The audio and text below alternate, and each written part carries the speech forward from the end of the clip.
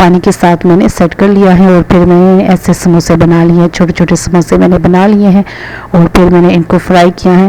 और जब भी आपके पास कोई वेजिटेबल बच जाए या फिर कोई ऐसा सालन जो आप नहीं खा रहे, वो आप इस तरह समोसे की पट्टी अगर आपके पास अवेलेबल हो तो आप बना सकते हैं। अगर आपको समोसे की पट्टी बनानी नहीं आती तो आप मेरे चैनल पे वीडियो मौजूद हैं जिस पे मैंने समोसे के लिए जो इसका आटा है वो गूंद के तो मैंने समोसे बनाए हुए हैं, और वो भी आप उसको फॉलो करके आप घर पे भी बना के तैयार कर सकती है।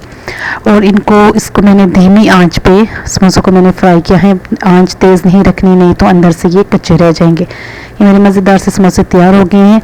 और मेरे चैनल को सब्सक्राइब करें, लाइक करें और वीडियोस को ज़्यादा से ज़्यादा शेयर करें।